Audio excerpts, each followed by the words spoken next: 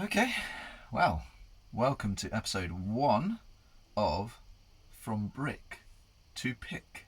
Today I am going to be turning this blank into a Wizard's Alchemy Rogue for a very special person. This is Inlace Acrylester. It's one of my favourite colours in this material. It can be quite brittle if it's too thin. And it can be prone to chipping if you strike the strings as if you're doing like pick tapping, stuff like that. So if you're going to do that kind of technique with this material, I would always recommend tilting the tip so you're hitting the strings with the unused areas at the top of the pick rather than any of the striking bevels. Because that way it negates any chip out. There's a lot of solid mass up there, and the only bits, if any, that would get chipped wouldn't be anywhere on the striking surface. But apart from that, it's a wonderful material to use. It polishes up beautifully, and it sounds fantastic as well.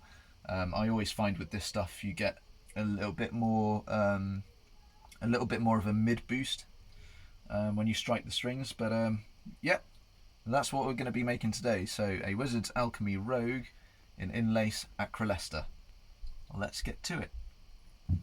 As you can see, I've already cut this piece off of the main block. It has a slight angle to it, so I'm going to have to flatten it out. But this is a blank that I've had in my pot for quite a while, waiting to do something with. So today is the day. So let's get this uniform. See, at the moment it is thicker at this end, thinner at this end, and I'm just going to try and eyeball it and thin it out.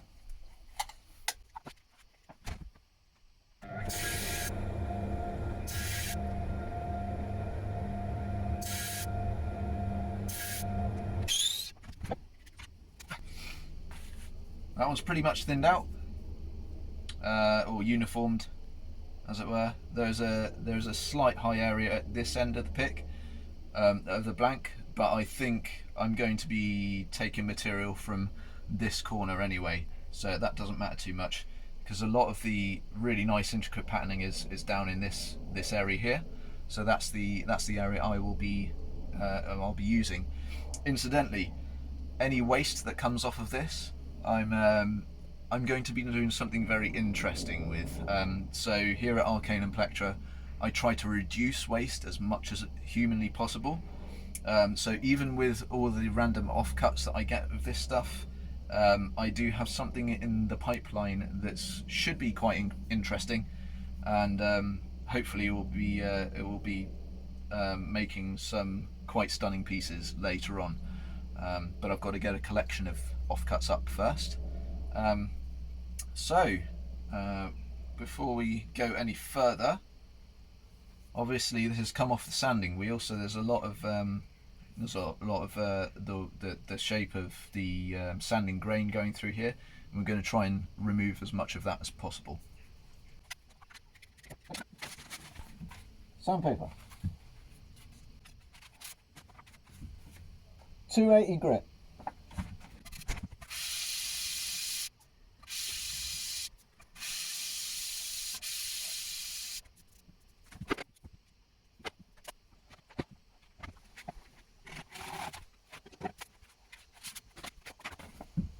.320 grit.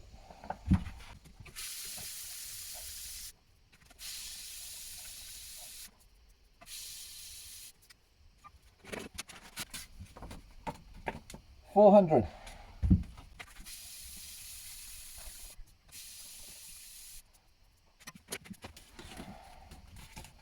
.600.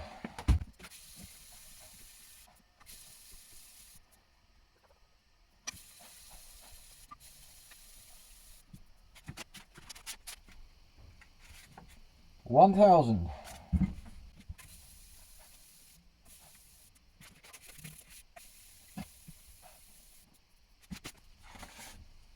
.1500.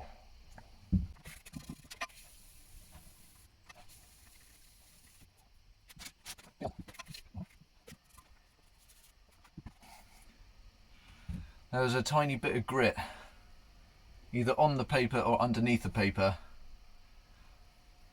and it's just put a massive scratch in the blank.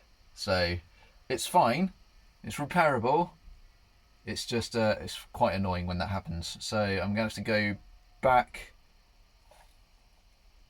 That's a deep scratch. I'm going to have to go back all the way to the 200 whatever it was, 280. I'm going to have to go all the way back on that side just to sort that out. So yeah, hey, it happens. This is part of the process.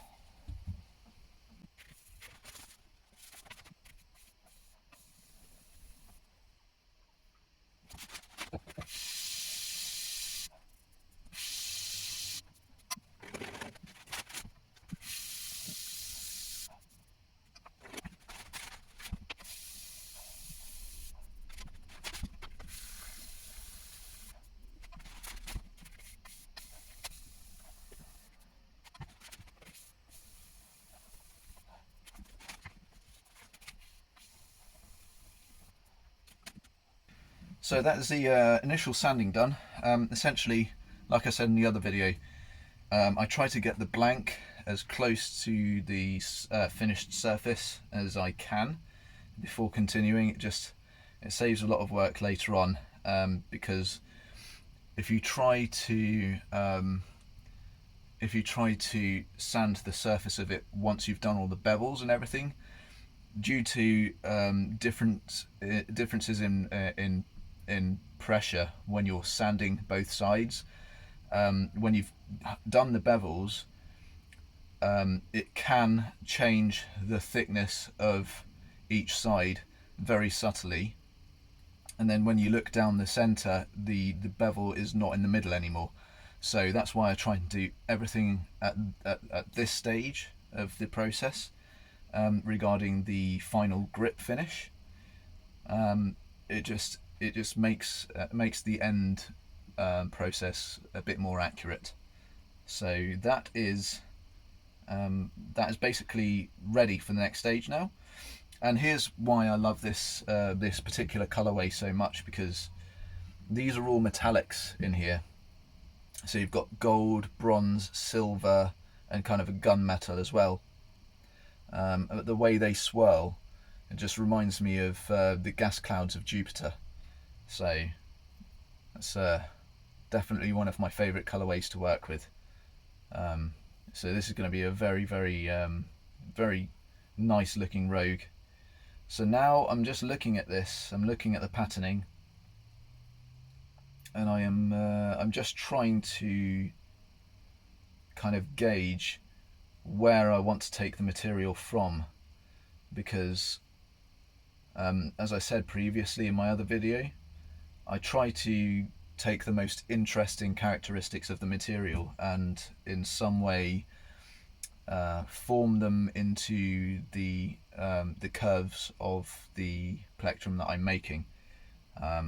See, this top corner here has got a lot going on, so I think I'll probably take the material from up there and integrate that into the sweep shape of the rogue where possible. So let's get a blank ready. Not a blank, a template, which is down here. So here we are. Here are my rogue templates. So the rogue is my take on the Jazz 3 shape. So it's small, and it's yeah, just small and perfectly formed. Now I've got to find my scissors. I don't know where I put my scissors.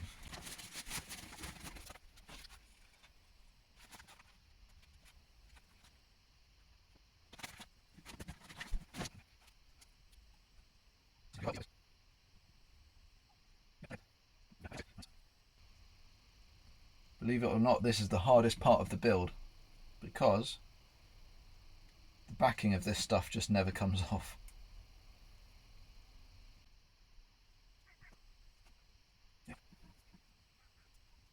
Right, I'm just going to check the thickness. So this one is going to be just over 4 mil. It's probably going to be about 4 1/4. Right, let's get that cut out.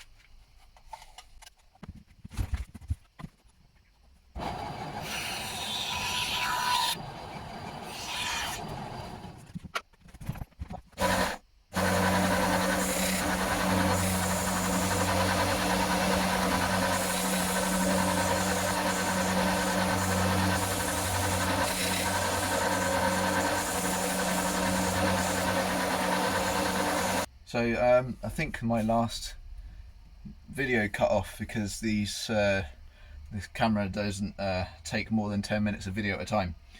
But essentially I used the hobby sander to sand the basic outline. And now I'm going to finish it up with my files. Find the right one. Yeah, that one. That was the one.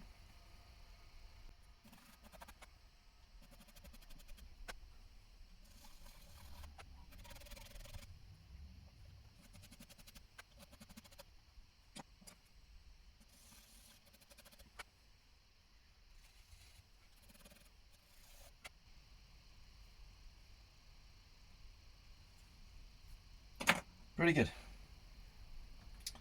Right, so let's take the template off now.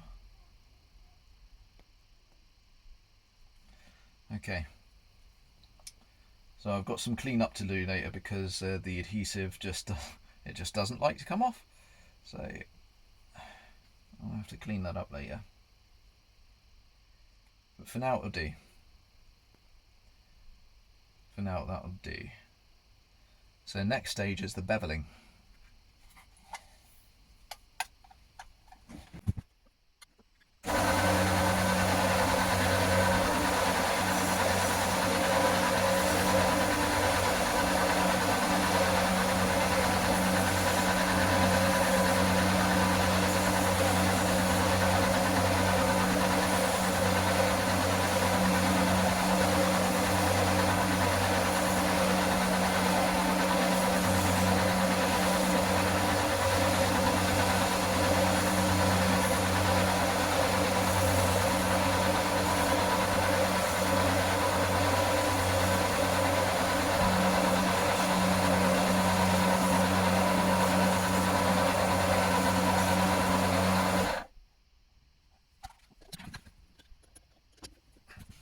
So, basic beveling is done,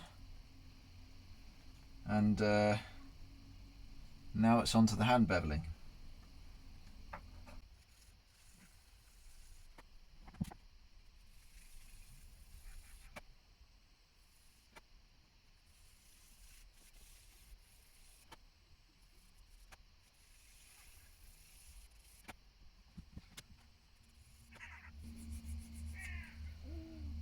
So I've cleaned up the side bevels with the micro file, and now I usually use a bigger file with a bigger tooth for the tip beveling, but usually with something so thin as this, I mean this is 4mm is probably the smallest I will go to in thickness. And because I don't want to take too much off or make any mistakes, I'm just going to use the micro file for this one.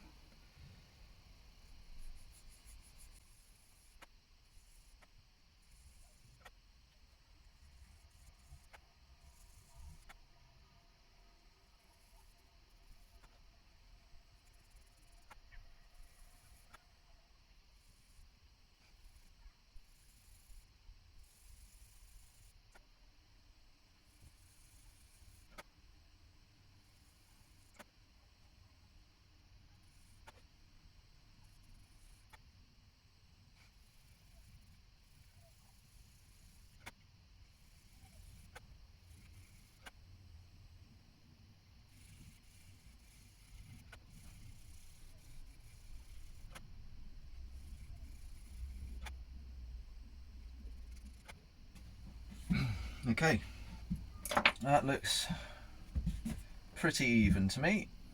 It's fairly symmetrical down the midline, and the bevel on both sides seems to match up quite nicely. So now all that's left to do is to sand that bevel to the final finish. Just get this, see if we can get this adhesive off, but it doesn't seem to. I'm gonna have to rub that with alcohol or something later on. But first of all, let's find my starting grit. I think because the teeth on those files are so fine, you can get away starting with 400.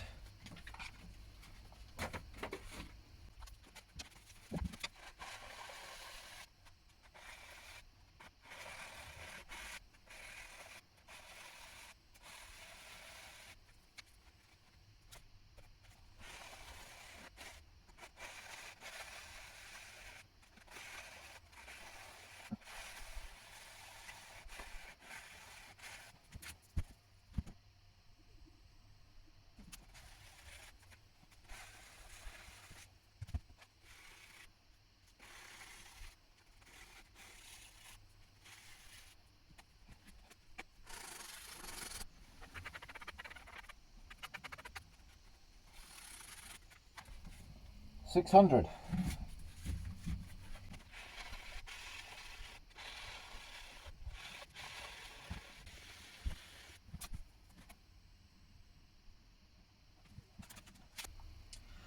The person that I'm making this for has asked for a Wraith Edge, which is the matte finish edge that I do, and a Gemstone Grip, which is the high gloss finish on the grip. So it's going to have like a really nice dual texture thing going on. Also, the Wraith Edge, when you play my picks, or any picks that have got a high gloss finish to them, anything that's made out of a hard material, you get a lot of chirp. Gonna happen when you play a thicker pick. But have found that the Wraith Edge that I do, the matte finish, it doesn't get rid of the chirp, but it does make it less glassy and less stabby. It gives it more of a kind of like a satin feel across the strings, and it takes a little bit of the shine off the chirp. It's not going to get rid of it. It's not a massive difference. You can only hear it if you've been playing these things for quite a while. But it does have a slight tonal difference in the attack. But that's what we're going to do on this one. So I'm only going to go up to 1000 grit on this one.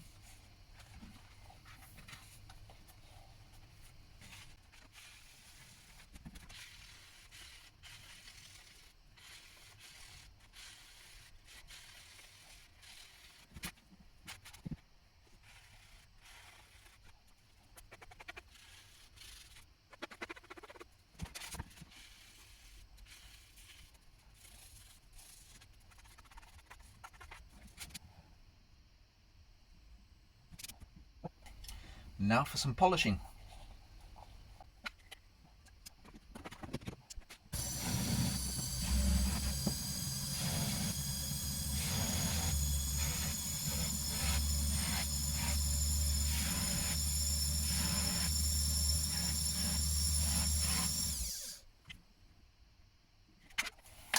Excellent. And now all I need to do is make sure that definition between the two finishes is there, and then that one is done. So back with the 1000 grit.